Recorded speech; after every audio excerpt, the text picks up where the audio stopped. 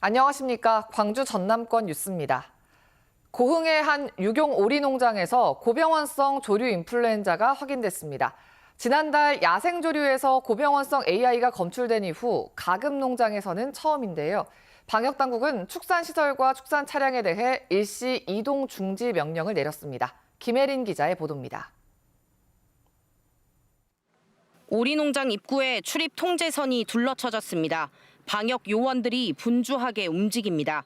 이 농장에서 오리 300여 마리가 폐사해 검사한 결과 조류 인플루엔자 AI 항원이 검출됐고 고병원성으로 확인됐습니다.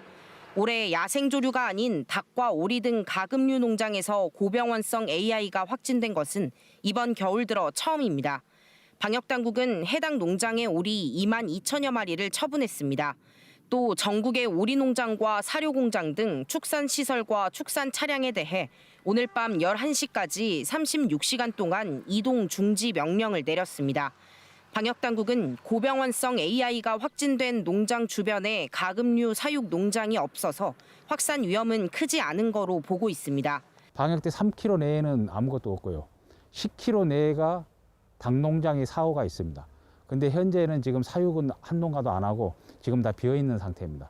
전라남도는 철새 도래지와 소하천, 농장 진입로를 매일 2회 이상 소독하고 가금류 농장 출입을 통제하는 등 방역을 한층 강화했습니다. 고병원성 조류 인플루엔자 중앙사고 수습본부도 농가의 차단 방역이 소홀할 경우 어디서든 고병원성 조류 인플루엔자가 발생할 수 있는 엄중한 상황이라며 소독 등 개인 방역 수칙을 준수하고 의심 증상이 있을 경우 즉시 방역당국에 신고해달라고 당부했습니다. KBS 뉴스 김혜린입니다. 여수시가 승진 대상자를 공정하게 심의하기 위해 마련한 인사위원회 사전 심의 제도가 무력화된 것으로 드러났습니다.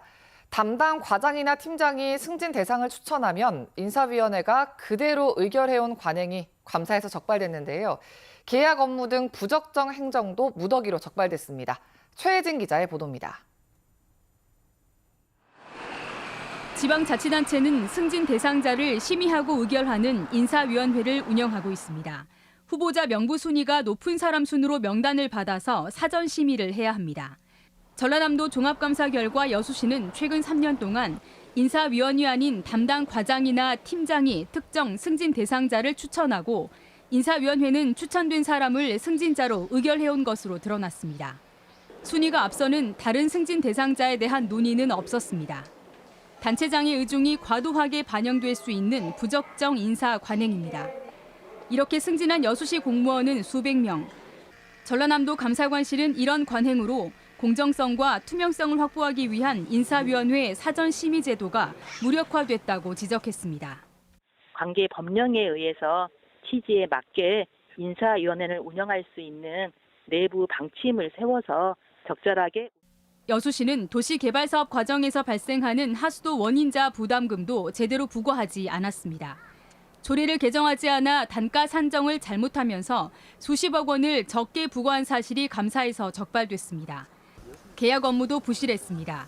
고도 정수시설 시운전 용역업체를 선정하면서 타 지역 업체의 지역 참여도 평가 항목에 임의로 만점을 준 겁니다. 여수시는 또 문제가 있는 지역주택조합에 대해서 시정명령이나 고발도 하지 않아 조합원 피해가 우려되는 상황입니다. 청렴도나 아니면 행정 전반에 대한 문제점이 좀 있다. 그래서 앞으로 우리 의회가 이런 부분에 있어서 정말 비판과 견제의 기능을 다해야 되겠다. 전라남도 감사관실은 여수시에 징계와 훈계, 시정 요구 등 90건의 처분 조치를 내렸습니다. KBS 뉴스 최진입니다. 민주노총 광주본부가 어제 민주당 광주시당 앞에서 기자회견을 열고 중대재해처벌법 확대 적용을 촉구했습니다. 노조는 정부가 50인 미만 사업장에 대해 중대재해처벌법 적용을 유예해온 것을 2년 더 연장하려 하고 있다며 작은 사업장에서 일하는 노동자의 생명과 안전은 방치하고 짓밟는 행위라고 비판했습니다. 또 국회의 다수를 차지하는 민주당이 중대재해처벌법을 정치적 거래와 협상의 도구로 사용해서는 안 될 것이라고 강조했습니다. 전라남도와 전남교육청이 내년도 학교 무상급식비 인상액 등을 두고 합의를 도출하지 못한 가운데 교직원 노조가 학교 급식비는 타협의 대상이 아니라며 규탄했습니다. 전국 교직원 노조 전남지부는 전남도와 전남교육청이 내년 예산안 편성을 앞두고 급식비 인상액과 분담률을 서로 떠넘기고 있다며 갈등을 멈추고 식품비 단가 인상과 지속적인 재정 지원을 촉구했습니다. 노조는 또 전남 지역 학생 1인당 식품비 단가는 3,711원으로 전국 광역지자체 가운데 13위의 낮은 수준에 머물고 있다며 현재 논의 중인 최고 인상액인 400원을 올려도 8위에 그치는 수준이라고 덧붙였습니다. 지자체마다 인구를 유입하기 위해서 다양한 정책을 펼치고 있는데요. 강진에서는 시골 빈집을 활용해 도시민을 유치하는 사업이 진행되고 있습니다. 최정민 기자가 다녀왔습니다. 오랜 기간 방치되어 있던 시골의 한 빈집. 하지만 편백나무로 벽을 만들고 이중 창문에 보일러, 그리고 가스시설까지 설치하는 등 리모델링을 통해 새 집으로 변했습니다. 바람 한 점 없고 따뜻하겠어요. 따뜻하게. 강진군이 준비 중인 만원 빈집 리모델링 사업 1호점입니다. 새로 짓거나 기존 아파트를 만 원에 빌려주는 정책과 달리 주택시장에서 인기가 없는 시골의 빈집을 리모델링한 뒤 귀농 강진군 전입 예정자에게 보증금 100만 원에 월 만 원의 임대료로 제공하고 있습니다. 이 때문에 전입자는 경제적 부담을 덜 수 있고 구입하기 전에 이렇게 장기간으로 이렇게 지원이 월 만 원에 되어서 전라도 쪽에 알아보고 있었는데 여기가 거주지로는 가장 메리트가 있어가지고 빈집을 군에 임대한 소유주는 최대 7천만 원의 사업비를 지원받아 리모델링을 할 수 있어 반기고 있습니다. 동네에서 그 폐가 그렇게 돼 있는데 그것이 아니고 새집 돼가지고 동네에서도 보기도 좋고. 강진군이 현재 모두 25채의 빈집에 대해 리모델링을 완료하거나 진행 중이고 이번 사업을 인구 소멸 대응 방안의 성공 사례로 정착될 때까지 지속적으로 추진할 예정이라고 밝혔습니다. 저희들이 일자리도 제공을 해가지고 경제 활동을 우리 강진에서 할 수 있도록 그렇게 돕고자 합니다. 강진군은 또 농산어촌 유학생과 가족에게도 최대 2030년까지 리모델링한 빈집을 제공할 예정이어서 인구 유입 효과가 나타날 수 있을지 주목됩니다. KBS 뉴스 최정민입니다. 태평양 전쟁 당시 일제에 강제 동원됐다가 전투에서 목숨을 잃은 고 최병현 씨 유해가 80년 만에 고향으로 돌아왔습니다. 행정안전부는 어제 영광예술의 전당에서 추도식을 열고 일제 강제동원 피해자 고 최병현 씨의 유해 봉안 추도식을 거행했습니다. 최 씨는 1942년 11월 23세의 나이로 남태평양 타라와 섬으로 끌려가 이듬해인 1943년 11월 미군과의 전투에서 숨졌습니다. 당시 남태평양의 작은 섬 타라와에서 전투로 숨진 한국인은 1000여 명으로 이들 가운데 유해가 돌아온 것은 이번이 처음입니다.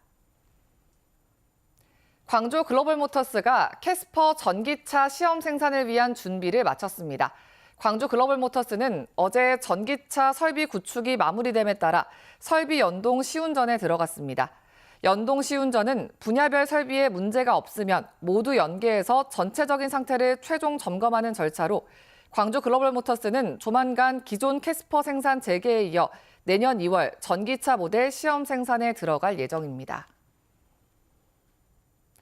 호남권 최대 규모로 조성되는 광주역 창업밸리의 사업 부지가 모두 확보됐습니다. 광주시는 최근 코레일이 소유하고 있는 광주역 뒤편의 유휴 부지를 매입해 창업밸리 부지 전체를 확보했다고 밝혔습니다. 이에 따라 2027년까지 광주역 주변에 빛고을 창업 스테이션, 기업혁신성장센터 등 창업 지원 인프라를 단계적으로 구축하는 사업이 속도를 낼 것으로 보입니다.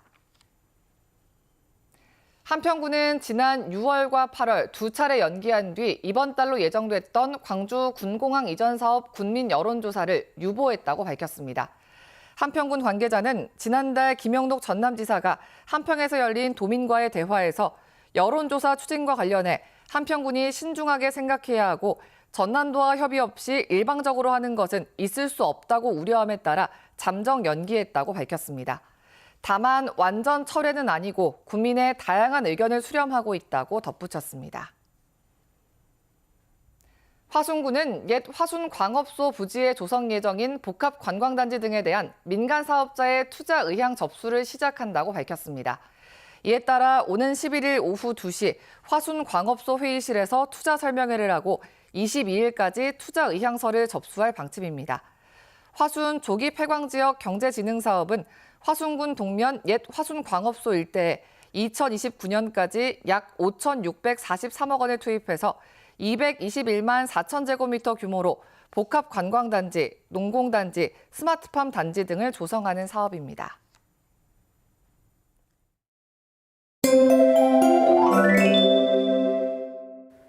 당분간 낮 동안 포근하겠습니다. 아침 최저기온도 광주가 1.9도로 어제보다 3, 4도가량 높게 시작하고 있는데요. 그래도 아침에는 춥습니다. 따뜻한 옷차림 하셔야겠고요. 낮 기온은 14도까지 올라 어제보다 그리고 평년보다 4, 5도가량 높아 포근하겠습니다.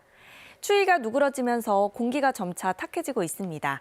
오늘은 중부지방을 중심으로 미세먼지 농도 나쁨 단계 예상되고요. 광주 전남 지역은 오늘은 보통 수준 유지하겠지만 내일은 나쁨 단계까지 치솟겠습니다.